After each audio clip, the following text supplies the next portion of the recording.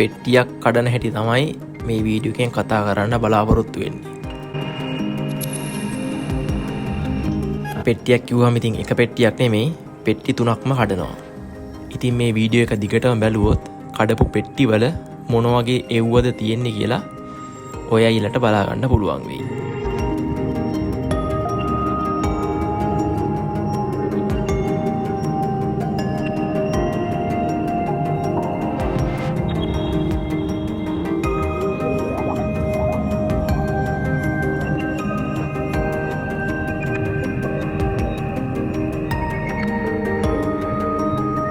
දැන් මේ ක්‍රියාවට මේ සිංහලෙන් නම් කියන්නේ අන්බොක්සින් කියලා. ඒ වුණාට ඒක ඉංග්‍රීසි වලින් කියන්නේ පෙට්ටි කඩනවා කියලා. පෑඩය, පැන්සල සහ යතුරු පුවරුව.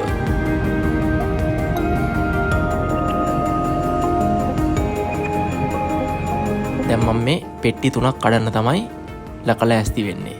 ඉතින් ඒකට එච්චර ලොකු දේවල් අවශ්‍ය වෙන්නේ නැහැ. මොකද මේ Apple පෙට්ටි කඩනකොට ඒක එන ස්මූත් ප්‍රොසෙස් එකක්. එනම ලේසියෙන් කඩන්න පුළුවන්. Apple වගේ නෙමෙයි Papol වගේ නෙමෙයි Apple. පැන්සලයි යතුරු පුවරුවයි ඉතින් ඕනම දෙයක් නෙමෙයි. ඒ වුණාට ඉතින් ඒවා තිබ්බහම ලේසි වැඩේ.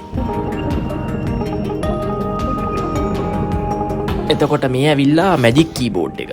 ඉතින් මේක මැජික් කිව්වට ඉතින් එහෙම ලොකුවට මැජික් එකක් නෑ මට නම්.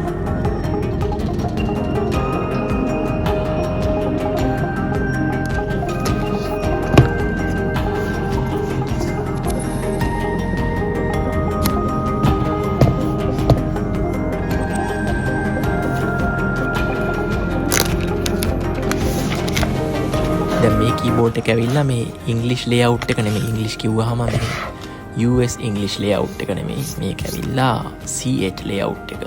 CHDE ලේඅවුට් එක. ඒකේ ස්විස් ජර්මන් ලේඅවුට් එක. පේනවනේ QWERT set තියෙන. ඊට පස්සේ තියෙනවා ඊට අමතරව ඔය umlaut ඒ කිව්වේ. O අකුරු උඩින් තියෙනවා ඩොට් එකක්. A අකුරු උඩින් ඩොට් දෙකයි. U අකුරු උඩින් ඩොට් දෙකයි. ඔව්වට කියන්නේ මේ umlaut කියලා. ඊට අමතරව ඉතින් ඔය ෆ්‍රෙන්ච් අකුරු එහෙම කොටන්න ගියාන් පස්සේ තියෙන අකුරු ටිකත් උතරම තියෙනවා.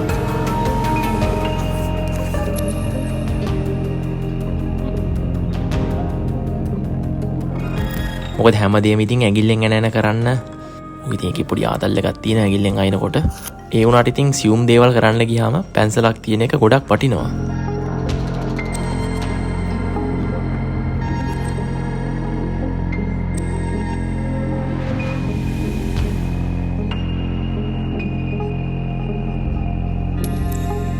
මේක ඇවිල්ලා අඟල් 12.9. මොකද දන්නේ මේ 0.9 නිකන් ඕක රවුන්ඩ් කරලා 13ම කරන්න තිබ්බ අපරාදේ. අඟල් 12.9 6 වෙනි ජෙනරේෂන් එකේ iPad Pro රාජය.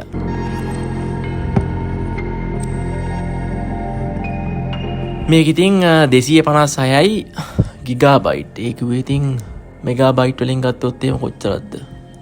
කිලෝබයිට් වලින් සෑහෙන ගාණක් නේ.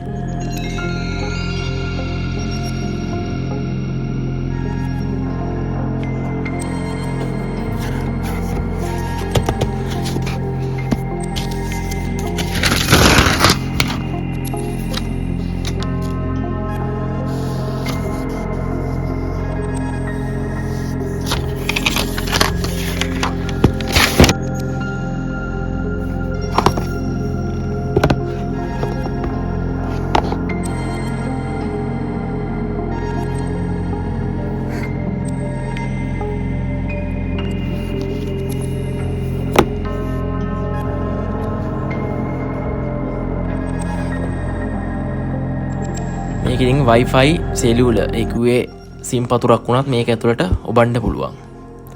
දෙකම තියෙනවා.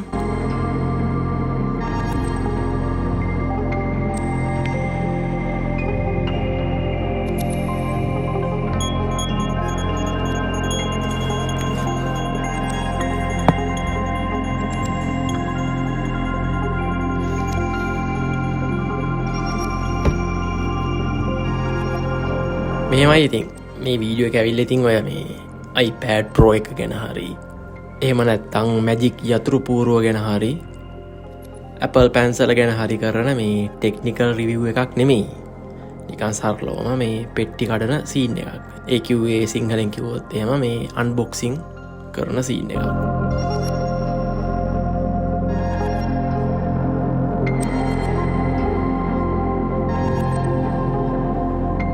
ඉතින් මේ වීඩියෝ එක ඔයයිලා එන්ජොයි කරා නම් ලයික් පාරක් එහෙම දාගෙන යන්න.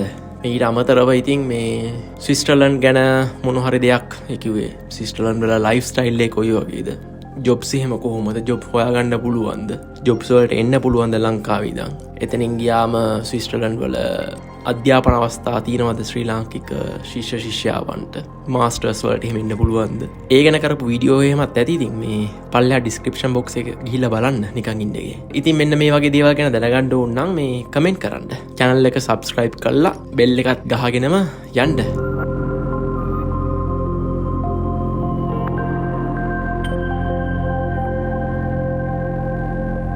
එච්චරයි ඉතින් කියන්න තියෙන්නේ. ඉතින් ඔබට ජය. ඊළඟ වීඩියෝ එකෙන් ඊළඟ සතියේ හමු වෙමු.